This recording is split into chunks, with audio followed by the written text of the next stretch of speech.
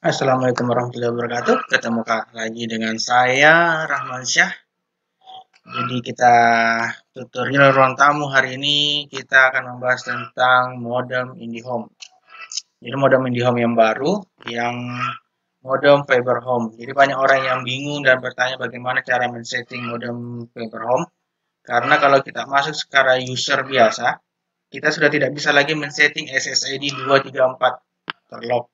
Dan LAN 12 juga terlock, yang terbuka hanya satu LAN di LAN 3 dan LAN 4 biasanya dipakai kalau kita sudah dengan paket STB box itu UCTV. Nah, tapi kan kita biasa kan suka kalau kita mau band apa orang-orang yang tiba masuk ke jaringan kita yang kita tidak ketahui, bagaimana kita men-setting mereka, bagaimana kita memblokir MAC address tertentu, ya kan? Jadi kita perlu password login yang lebih masuk sebenarnya. Jadi sebenarnya gampang, dia cuma perlu password login. Jadi pertama kita kasih lihat dulu, kalau kita masuk dengan user biasa dengan password standarnya. Oke. Kalau kita masuk dengan user password biasa standarnya, dia cuma ada menu network. Advance-nya kita cuma bisa rubah SSID, nama. Tapi 234 SSID ini kita tidak bisa gunakan. Walaupun kita bisa setting di sini, tapi tetap akan no internet. Karena saya kemarin juga sudah coba begitu dan saya cari-cari, ternyata ada caranya. Oke. Ini semua. Jadi semua statusnya cuma standar ya, sudah tidak bisa dirubah. Kebanyakan dia di sini remote langsung dari server. Sekarang kita logout dulu. Bagaimana caranya kita mencari password terbarunya? Karena biasa passwordnya suka berubah-berubah, berganti-ganti. Jadi kita tinggal buka di Google saja. Coba kita klik password modem fiber home. Saya cuma kasih lihat caranya untuk dapatkan password, karena kalau saya langsung kasih password yang saya sekarang pakai, mungkin bulan depan atau mungkin beberapa bulan kemudian nanti dirubah. Jadi saya akan kasih lihat bagaimana kita cari. Pasti banyak yang sudah men-share, beberapa orang di blog atau di halaman. Ya, kita bisa lihat ini seperti ini. Saya dapat di blog, ya, bisa lihat. Jadi dia sudah update terbaru, ini masih yang 2020. Jadi password usernya itu admin, passwordnya ini agak lebih susah. Jadi kita copy aja kalau mau. Karena saya sudah, jadi kita login admin. Nah, di login admin ini kita bisa kelihatan ini perbedaannya. Jadi status network security application management. Nah, dia jadi lebih banyak kan?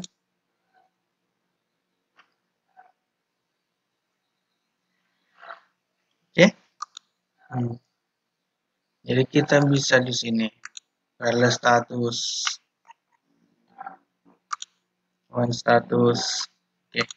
Jadi tidak perlu lama-lama kita lihat cek-cek semua. Yang perlu kita biasanya perlu itu di broadband setting. Nah, ini dia. Mungkin kalau bagi teman-teman yang baru pertama buka ini broadband setting, di LAN 1, 2 ini tidak tercentang. Jadi dia putih begini. Nah, kalau dia putih begini, itu dia enggak connect. Jadi walaupun kita colokkan kabel LAN sampai 1000 kali, dia tidak akan dapat internet. Sama dengan SSID. Biasa cuma SSID 1 yang tercentang. 2, 3, 4, dia tidak tercentang. Nah, begini. Jadi settingan dari sana memang defaultnya gitu. Oke, kita play. Karena saya lagi sudah pakainya satu SSID, tapi kalau bagi teman-teman yang mau pakai SSID untuk misalkan SSID 1 bisa untuk dipakai untuk orang rumah yang khusus, SSID 2 kita bisa pakai untuk tamu dan lain sebagainya, teman-teman di sekitaran kita. Jadi kapan-kapan nanti kita nggak perlu ganti password utama yang di SSID 1. Jadi password yang perlu kita ganti-ganti cuman password SSID 2. Jadi tidak banyak orang bisa masuk di SSID 1. SSID 2 juga kita bisa rubah, nanti bisa kita off-kan. Saat kita lagi pengen download dengan kecepatan penuh, kita bisa matikan. Jadi orang lain tidak akan connect. Oke, terus di sini LAN-nya. Oke. Jadi intinya itu tadi password loginnya. Karena beda password loginnya, beda pengaturannya. Yang bisa kita di sini adalah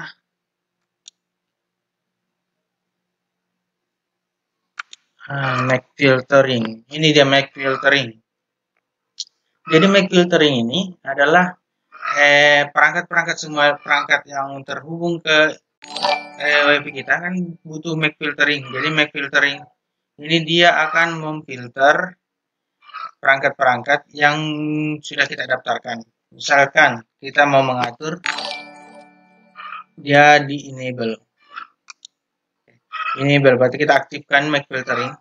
Terus ini whitelist, ini blacklist. Ini whitelist. Kalau kita tulis di whitelist berapa MAC filteringnya, dia akan terus gangguan sedikit. Dia akan whitelist ini jadi daftar putih. Jadi daftar putih itu MAC address apa aja yang terdaftar di SSID ini, terdaftar di sini, hanya itu saja yang bisa connect di WiFi kita. Jadi kalau misalkan kita pemakaian rumah cuma 4 orang, perangkat mereka HP, laptop, dari semuanya, kita daftarkan saja MAC address-nya, baru kita tulis di sini MAC address-nya. Nah, langsung kita tulis di whitelist. Ini kita tulis. Nah, jadi hanya perangkat-perangkat itu saja yang bisa terkoneksi. Oke. Untuk black. Nah, beda dengan blacklist. Misalnya blacklist ini tiba-tiba kita lagi pemakaian standar santai tapi tiba-tiba lemot. Baru kita cek status. Misalnya kita cek status di sini, wireless status, WiFi client. Oke. Saya WiFi client lagi kosong. Oke. Misalnya WiFi client ini kita cuman sendiri lagi di rumah, baru kita yang terkoneksi cuman HP. Terus tiba-tiba di sini ada 3 sampai 4 yang terkoneksi MAC address. Nah, berarti kan ada pengunjung-pengunjung yang membobol yang secara tidak resmi kan. Nah, itu kita bisa copy MAC address-nya. Jadi dia akan muncul di sini MAC address-nya. Nah, kita catat MAC address, baru kita masukkan dia MAC address-nya mana tadi. Nah, kita masukkan dia ke blacklist. Kita add, terus tulis saja, kita bisa apply ke blacklist. Nah, saat kita apply ke blacklist, jadi dia tidak akan bisa terkoneksi lagi ke internet kita. Oke, jadi itu MAC address filtering itu saja. Terus di sini LAN status DHCP. Oke. Jadi saya itu sebenarnya sudah enggak, saya cuma pakai ini untuk modemnya aja. Jadi saya sudah balikan lagi seperti kalau kalian sudah nonton di video-video saya selanjutnya, saya sudah pakai Mi WiFi router A4A. Jadi saya cuma pakai LAN. Jadi ini untuk networknya, makanya dia di sini wireless statusnya sudah tidak ada yang terkoneksi. Karena saya sudah tidak pakai, karena saya pakainya ini Mi WiFi router 4A. Jadi ini kecepatannya juga 5 GHz, jadi lebih cepat. Dan dia juga lebih stabil, koneksi dengan beberapa banyak perangkat dia juga lebih bagus. Dan ya, saya lebih recommended kalau kalian bisa belikan lagi router tambahan lah. Karena router ini saya memang agak kurang puas dengan router yang Fiber Home. Terus Vertical info ini aman. Di sini lihat nih, security firewall enable, dia disable kan. Biasanya kalau kita di ZTE kita bagus sebenarnya enable, jadi di sini malah disable. Terus biasa orang mau ganti DNS, tapi kita nggak bisa ganti DNS di sini loh. Gimana tadi ya?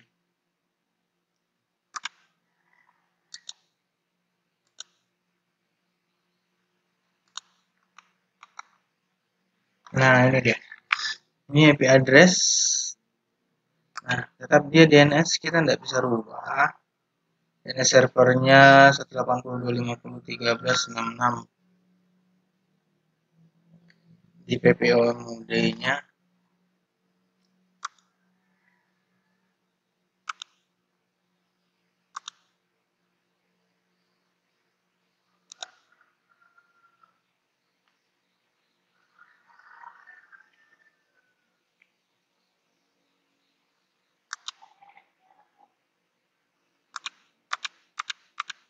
Oke, sebenarnya kalau kita pakai kan,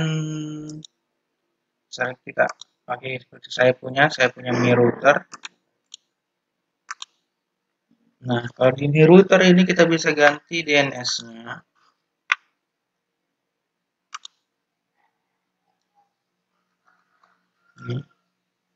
DHCP.